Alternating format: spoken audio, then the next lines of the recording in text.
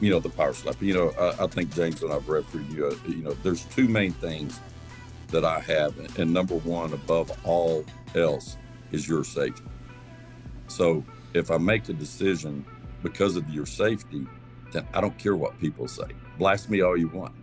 As long as we both walk out, I am the happiest guy there. And number two is that I don't decide to fight. That's not my job. I've got the best seat in the house. And that's what I tell everybody. I have the most blessed, best seat in the house. Hello, welcome to the Martial Arts Lifestyle. My name is James Cox. I have a very special guest with us in episode number 81 today. This is the one and only Kerry Hatley.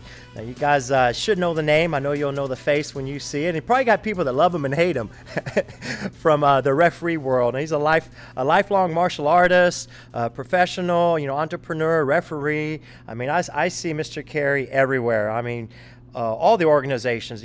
Kerry actually started here along with me. We were in the 80s and 90s together, and Walt Mason with the Taka days, into the PKA with kickboxing. I think you may have refereed some of my fights. I know we refereed and trained and competed together in karate tournaments and kickboxing, and you were in little bitty West Texas. But you are all over the world. I see him top refereeing in UFC and Bellator, PFL, everywhere, right? And even this power slap, which I want to hear a little about that crazy sport. But Kerry, go ahead and introduce yourself. Tell us some about this journey you have, man. Oh, James, just like our friendship, I never take a day, an opportunity that I get assigned to referee people I meet for granted. I've never took our friendship for granted. Absolutely. I'm a very blessed person to have met you early on, as well as the journey I've took. But yeah, my journey actually started when I was 6 years old, martial arts, boxing, kickboxing, and was very blessed to be around people like yourself, Andy White, Walt Mason, those guys who were coming up, and was always a Kempoist early on, Sharky LaCroix, Vic LaRue, all those guys, Chuck Sullivan, Ed Parker, grew up under. Rockin' Robin Blake was my best friend, who was a world-renowned boxer, that we beat each other up usually at least 3 days a week. But no, my referee career has been a fast-paced journey, and I have met so many unique people and have been extremely blessed to have that opportunity and travel the world to do what I really, really, really love. I mean, how could you not love this job? Like you said, maybe not the most popular job, and I've learned to take that on the chin. I don't read the internet anymore, so it's been very good. But no, I started, like you said, actually refereeing in 1991 to 92 for Taka. I think we saw each other every weekend, and I did average about 24 fights a night on the weekends, and sometimes we had double headers, so you had to referee Friday, then come back on Saturday. So I wouldn't take for that experience, because I think it made me more well-rounded as I got into the bigger shows. Yeah. Well, you're great at what you do, man. And it has to be from all those experiences and those early days, crazy times. And you just got back from Tokyo, right? Yeah. I was in Vegas, flew home, packed, went to Tokyo, refereed Bellator there on Saturday night, flew to Nevada for the ABC, which was great to listen to all the rule changes, things about to evolve, and meet and see all the other officials and people there. And then I flew home one day, flew to San Antonio to do the PFL, which was this past Friday. I leave Monday to Vegas and have the Contender on Tuesday and Power Slap on Wednesday. So yeah, quite a busy schedule. Bare knuckle on Friday in Albuquerque, and then I got a little breathing room there for a little bit. Wow, man, that's incredible, bro. Well, keep it up. I want to tell me a little bit about the power slap. I mean, so being a fighter, martial artist, you've been around this and watching ref UFC fighters and everything. These guys will sit there and just purposely stand still and let another human being slap them as hard as they possibly can. I watched one where this dude went to sleep fast. Big, strong dudes, man. What a sport, right? And it's kind of like UFC 1. If you look at UFC 1 to now, last night, the evolving of the sport, and we're constantly evolving, the power slap as well. You got Hunter Campbell, Dana, all those guys involved, Frank, the president, and so having those guys after every match, the Nevada Athletic Commission replaying every match, making sure it's, there's so much to watch. Like, is this a foul? Is this a flinch? Did he pivot?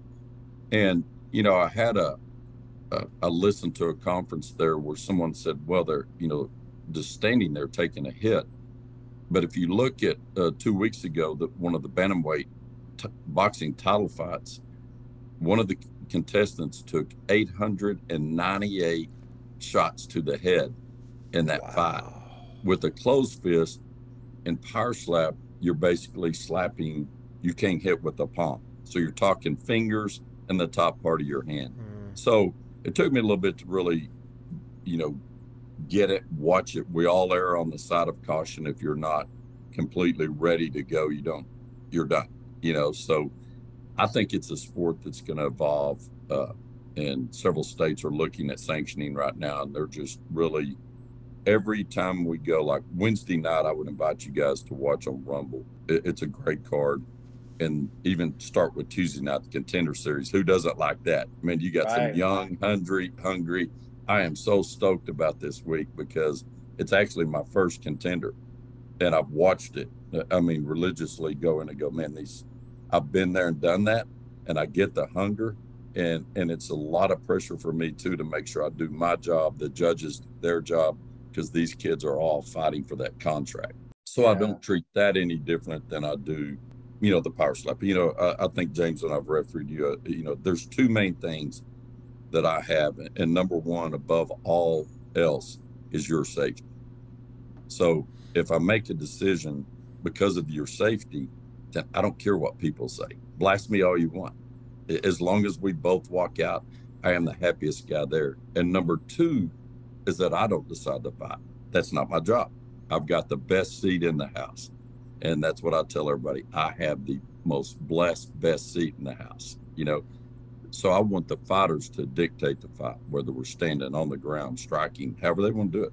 They dictate that. I don't. So those are two things I've always, kind of thought every time I walk in there, is that this is a blessing. And the people I've refereed with and the people who mentor me, there's not a big name referee out there I haven't worked with, don't have a relationship, have on speed dial if I got a question, vice versa. Some of the younger guys texting and calling me, so I think the power slap is going to be something that will evolve each and every event, just like the UFC still evolves. How are we going to do this better? How are we going to make it safer for the fighters? Same as football, any other sport, with contact. So it's an interesting, for sure, but I really enjoy doing it. I look forward to any event, whether it's that's a great perspective that you have, and that's why I really wanted to have you on as well. Just for that unique perspective, and being at the highest level in the world of these athletes. The roster in MMA is so huge; it has evolved so much. And this Contender Series coming up. I'm interviewing Malik Lewis later. He's out of Abilene, and he's a good fighter. So hope he does well. The power slap. I was gonna ask one more question about that, man. And what you said made a lot of sense. They're not. It's one slap. It's not 80 punches for 12 rounds. Of accumulated trauma that they're taking. But the training. Do you know that these guys are training like we spar to get ready for a fight? Or are they sitting there and trading out slaps to prepare? Oh, absolutely. I work the Apex Center, which is amazing. And that's where most of the guys are training right now at the UFC Apex. Not only are they working on their technique, power, but one of the most important things is if they hit their target legally, then it's a lot safer if they club or something and we have to call a foul. So they are working on that technique consistently, constantly.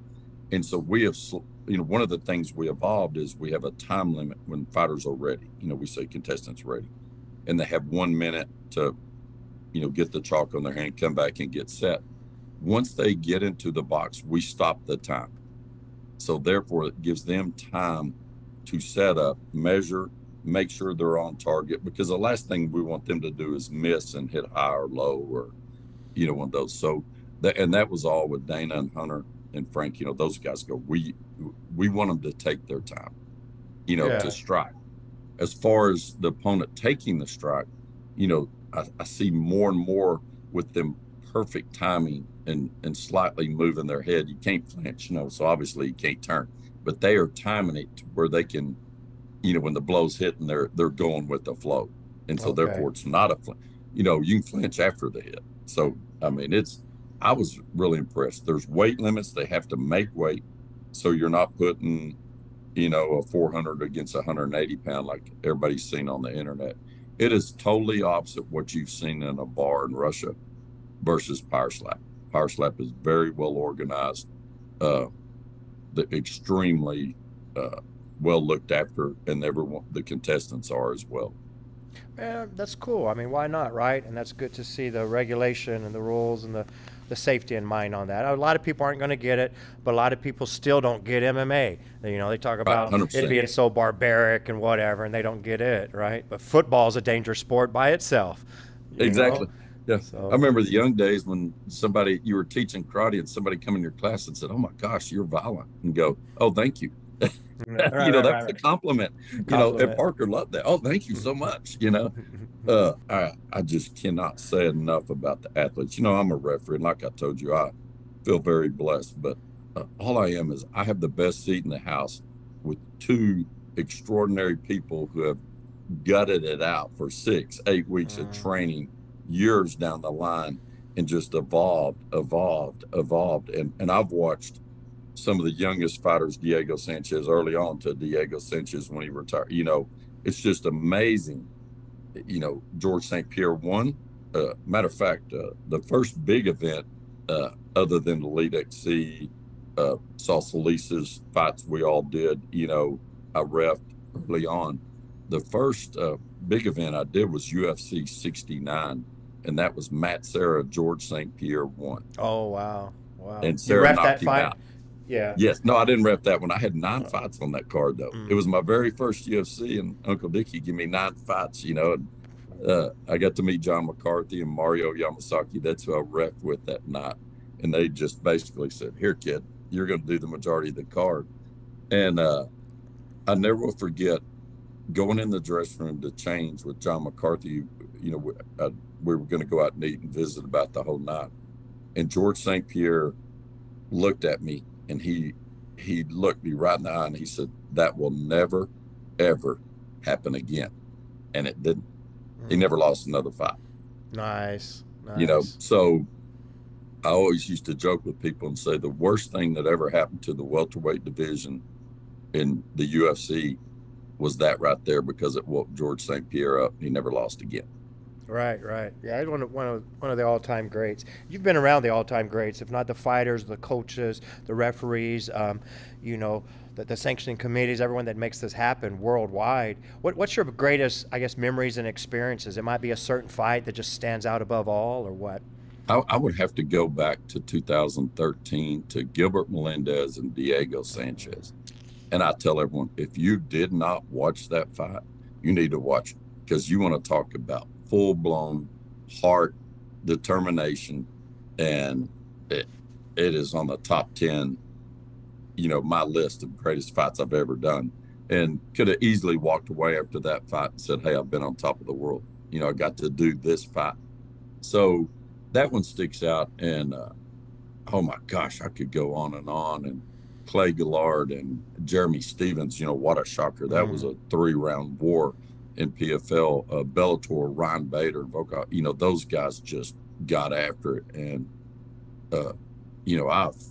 I've done Masasi, all those guys in Bellator too, as well as Leon Edwards, all those guys UFC.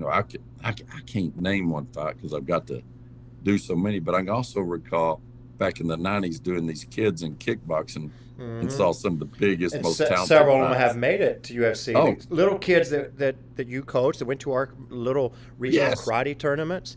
Sage Northcutt. The guy that was 17 from Plainview that went in. Oh goodness. Leonard Garcia. Leonard Garcia. I mean, so many of these guys that were here.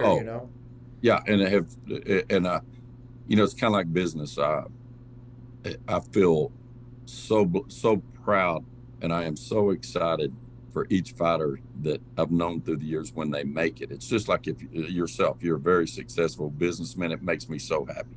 Hmm. I'm not one of those who go, "Oh man, he made it on top of the world." Dana White, I'm very happy for him. What a success story. To come from where he came from and the people he's taught and put out there. So, yeah, those fighters that we saw growing up in the kickboxing, and I never will forget Sage's first UFC fight. I'll go, oh man, you know, Yeah, it's good to see the karate people too, the traditional martial artists. yeah, Yeah, Wonder Boy Thompson. All these guys that do so yeah. well. Yeah. Oh, and Steven's done great, and Loyota Machida, uh, to even I got to do Jorge Mustafa and Damian Maya, and Oh, wow. and I'm sitting here catching myself refereeing that fight, going, crap, how did he do that? How did Damian Maya so get so much control of this fight? Like an anaconda, man. He just got a hold, and there was no coming off. And I got a lot of times I have to go ahead and tell on myself here. I'll get to watching, going, oh man, how'd they do that? And Hmm. then go back and grab my wife if I don't have anybody around. Say, hey, put your hand right here. Let me see if this, just Yeah. replay that instance. And Yeah, because they're innovating things yeah, as in front of you. yeah. And I tell kids, all the time, film. We did it in basketball. We did it in football. My dad did it when he was coaching me and Robin in boxing. We would spar. We would video every sparring session. When I became a member of the IKCA, every belt test was videoed. You had no clue what the result was until everybody went and watched that video, slow motion, picked you apart. Here I'm a black belt thinking, oh man, this is easy. I'm fixing to get my fifth degree and fell, because the little bitty technical things. And I think if you watch those camps evolving right now, all your champions, they are so technical that if you twerk your head this way, they move this way. So, Hmm. and if you're not, that's my advice. You better start, and Yeah. watch the successful ones and use what you can use, and especially evolve yourself with every discipline you can. That's right. Repetition. It's not a hobby at that level, man. It's a career, and those dudes work like bees. So many hours in the training that no one sees, right? To prepare for a fight that could be seconds or minutes. Right, It's crazy. right. And I think refereeing's the same way. I watch so many fights. Like last night, I'm jockeying back and forth because I really wanted to see the Diaz Paul fight too. But I DVR and go back and watch, especially if there's something that somebody says, "Hey, this wasn't exactly right." So you go watch so you don't make the same mistake. If it was, and we all are human, and we've all made mistakes. I can't tell you how many I've made, but it's been a ton, to where you look back, go, man, I wish I wouldn't have done that, but uh, by watching and evolving, it just puts you a step header. And I don't think a referee is any different than a fighter. You should train, you should watch, you should learn, you should pay attention, you should ask questions, go to every educational course. I've been to 6, 7 ABCs and done the same, training, and from John McCarthy's training camp to Herb Dean's to all those guys, Mario's, just to see a different perspective. But I think it's really important that our officials do that as well. Whether you're a referee, which I'm very blessed to be, or you're a judge, or you're Hmm. both. And That's good to know. I bet that's great for the listeners to know. That it's that you take it and these other guys take it that serious, and you have to, right? There's a lot of pressure. Yeah, I did some refereeing, nothing like your level, but along with these events we would have, refereeing and judging for quite a while. Still do at times, but I remember the pressure, man. And trying when do you stop the fight and it's too soon and too late? You're like trying to jump in a jump rope, like because you're gonna be loved or hate either way. That's tough. How do you deal with that pressure? I had to do when Ryan Bader defended his title. People thought I should have stopped it a little bit. And I think John McCarthy hit it on the nose. He said, Kerry let Ryan Bader swim in deep waters because he knew him. He knew how tough he was. He knew his experience. He knew his comeback ability. And when he couldn't swim no more, he stopped it. He said one of the most perfect stoppages on a world title fight for Bellator that I've seen. And I went back and watched that, and then later on talked to Ryan, who said, I thought you stopped it too early. And then he kind of laughed. He goes, but, I always ask those in the pre-fight meeting, you'll be surprised the things you hear, or pre-fight rules, sorry, of where someone will either say, hey, look, I need you to take care of me. I'm a little nervous about this. Okay. If I get in a bind, I get it. To the one who you've really studied and watched, who goes, you know how tough I am. And it takes me some time to get rocked before I get going. So unless they're carrying me out, do not stop the fight. Yeah. Know the fighters like a coach knows their fighters. You're a referee 100%. that understands them. Yeah. And that's what's so important of watching, because if you're going to get to some of those bigger fights, just like Friday night, Bubba and Pineda, which was a war, you have to know those fighters to say, okay, this kid can take it this far, and then know, okay, we've reached that point, to make a decision. And I just tell people, if you are not intelligently defending yourself, then I am going to stop the fight. But I'm going to tell you to fight back first. And when I tell you to fight back, if you are there and you are defending yourself, you're going to know that I'm about to stop the fight. So that's my warning. Fight back, boom, we're stopped. But it also gives advantage to the offensive side of that, going, oh, man, he's fixing to stop it. Here we go, So, I've learned a lot just, watching the McCarthys, the Deans, Mark Goddard, those guys I consider some of my best friends. And it's a family to where if you do make that mistake, you're not getting hammered. You're getting corrective critique, where they're calling you going, okay, what were you thinking? Because this is what I saw. And I tell all the young officials coming up, do not take that as an insult. I love if someone calls me and said, hey, man, I think that one hit was the back of the head. And either I'm going to go back and watch and go, man, he was dead right, or no, he was wrong. But it always take that. I don't consider it criticism. I take it advice and a learning. Yeah. That's good. Yeah, taking the advice, and you're humble enough to do that, knowing that you can be better at everything. I don't know what all you can or can't say or whatever, but what's the Dana White that maybe we don't know? And who's your favorite fighter?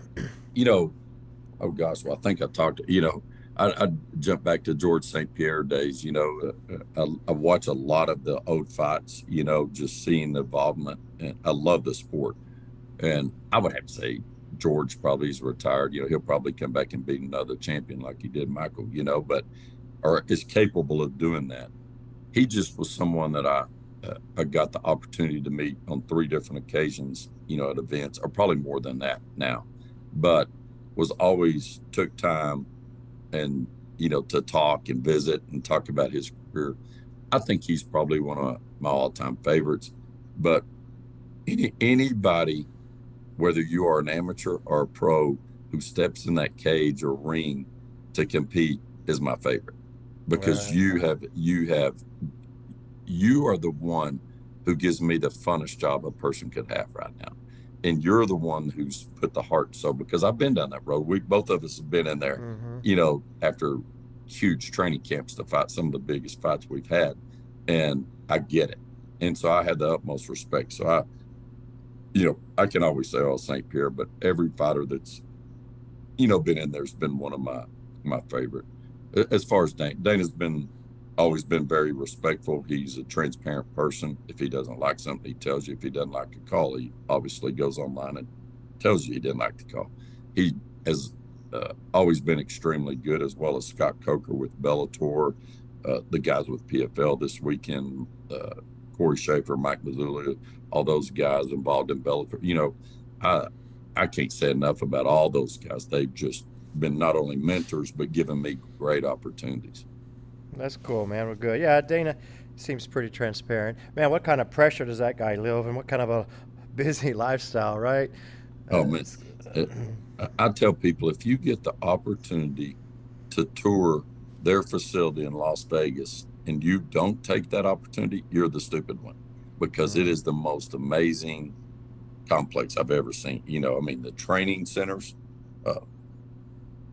which as a fighter, I'd give anything in the world to have the knowledge I have now back when I was fighting or competing, because it is, you go in there and go, oh, we never did that.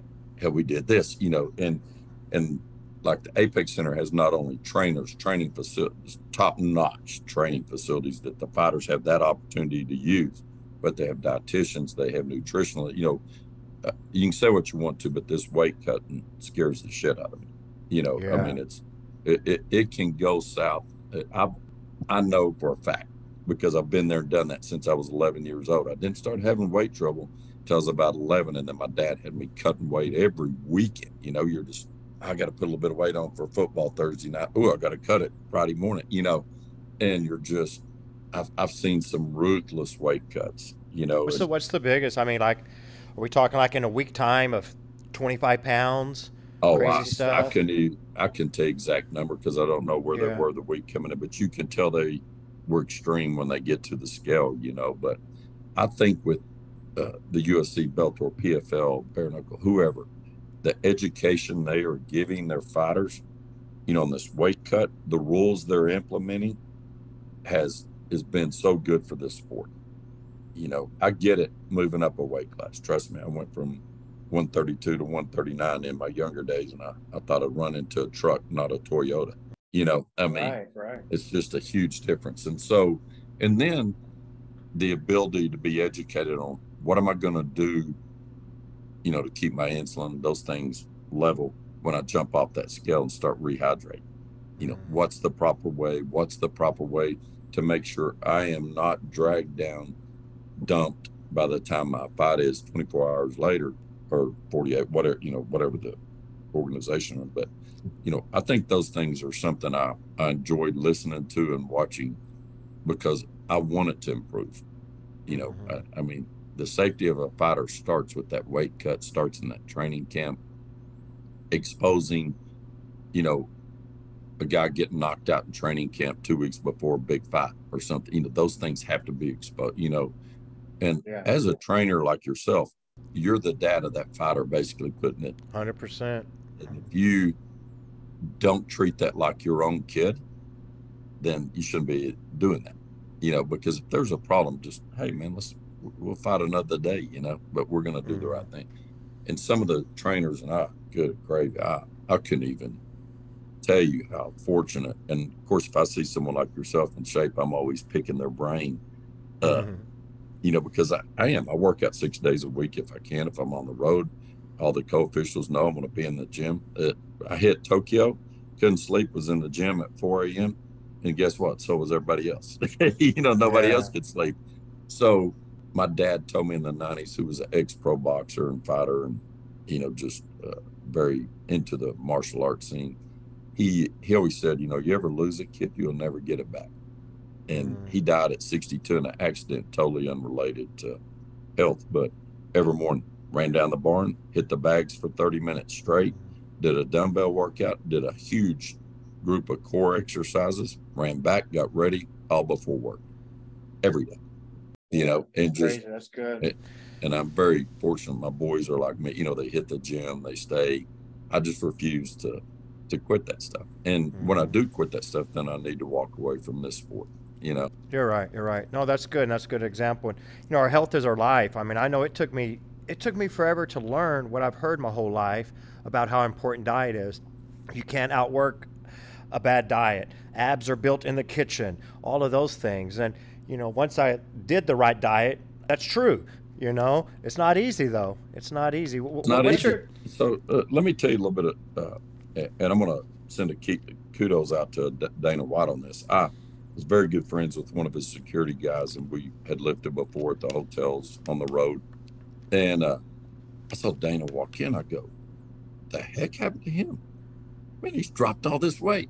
Because, oh man, he's into this 10, Gary Brackett 10X Health Systems. And of course, I'm just like him. I'm not into this Houdini stuff, and I go, what is that? He goes, man, just here, listen to this. And he kind of started giving me information on it. And I started listening to Dana's issues. Oh, my legs hurt. I can't sleep. I'm a guy that was sleeping 3 or 4 hours a night, max. And was able to do that. And my hands hurt all the time from the days of striking and hurt, just And so I thought, hmm, he's telling me the same thing him. He said, no, none of that. He dropped 30 pounds in 8 weeks or whatever. Feels like $1 million. So curiosity led me, and I met Gary Brecka at a UFC fight night at the Apex. Went up to him and told him, hey, man, so I did a swab test, come back with my, which is a gene test, which tells you what malfunction, which genes you have a defunction in. And mine was folic acid. My body wasn't processing folic acid. So he put me on MTFHR and some other supplements like magnesium, zinc. He said people supplement to supplement. They can't tell you why they're supplementing that. Right. Truthfully, if you look at what I used to take, all the multivitamins, all the vitamins, everything, I can't tell you why I took it because I thought it'd make me healthy, Yeah. And so, and I'll share a picture with you soon, but I thought, man, I'm tired of hurting. I'm tired of not sleeping, snoring and, waking myself up, just dragging all the time, walk in the kitchen, forget what I walked in there for, and just not alert in meetings. And, I was always the first one there because I didn't sleep, but I could easily get away from that. So I went on the 10X health systems deal, did the genetic. I've stuck with it. I'm down 32 pounds, shredded for my age, and I've maintained it. I told Breck at T-Mobile, I saw him when I saw Trump there, which was very cool. I told Breck, I said, I just want to shake your hand and tell you thank you. I feel like I'm 35 years old. And he got right in my face. He goes, no, you don't. You feel normal. You feel normal. That's awesome. That's how like you're supposed to, right? Yeah. And people go, so now I got all these people I'm working with, a couple of referees who I felt like it's my job to tell them, dude, you're getting too heavy. Let's do something about it. And I got one in Dallas that's just working his ass off and doing extremely good and dropped 30-something pounds already. I told him, here's my morning routine. I lay on a PMF mat, which separates my red blood cells. I get up, I do oxygen. I do a workout with oxygen on, or if I'm on the road, then I do 30 deep breaths 3 times with the breath hold in between, and I cold plunge every morning. I do a red light therapy we set up. You can get all that on Amazon, and it has changed everything. Of course, I always try to put a goal that I'm going to burn 300 to 500 calories a day. Somehow. That's awesome, Kerry. Yeah, that's awesome. I do some of that. I'm going to reach out to you on some of that other stuff. I need some of that. Absolutely. Well, I look at you and go, good Lord, I wish I looked like James. He's shredded all the time. And I tell you, God give us one thing, and that's our bodies. And, that we can control. We can control our health. I do not want to quit doing what I'm doing. I don't want to quit. I know I'm hitting that age where you got to start thinking about it. But as long as I can outwork half of my co-officials or guys in the gym, as long as I feel this good, as long as I can move, then I'm going to continue to do it. So I will do anything possible to make me feel like that, Yeah. Because you don't want to give this up. I'm not ready. You're right. That's awesome, man. Okay, that's good stuff, bro. I want to respect your time. Good information. Is there anything else you want to close with or tell the listeners, or what else you got going on? You obviously got a lot going on.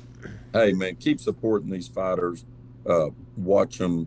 Those are the reason we are all doing what we're doing right now, And so reach out to them, send them, be positive with them. I don't care if you're on the losing end of the stick. I've been there and done that. And, we always got to be the one to uplift them and say, hey, there's always tomorrow, man. All we got's our work ethic and our word, and, just help these kids. And man, I'm so proud for you. And thank you. I'm overwhelmed when you called me to be on a podcast. I was like, hey, man, I love this. So, but thank you so much, James. And I wish you the best. And like I said, I'll never take our friendship for granted. I've always treasured that, and as well as everybody else we grew up with. So, man, thank you for having me is what I'd like to say. Oh, man. No, thank you, Kerry. I appreciate it. I'm proud of all that you've done, and thanks for acknowledging both sides there. Yeah, we had some good, fun, wild, and crazy times. Some of the after parties we had, we survived those, right? Yeah, we'll forget those, right? Yeah, I don't know what you're talking about.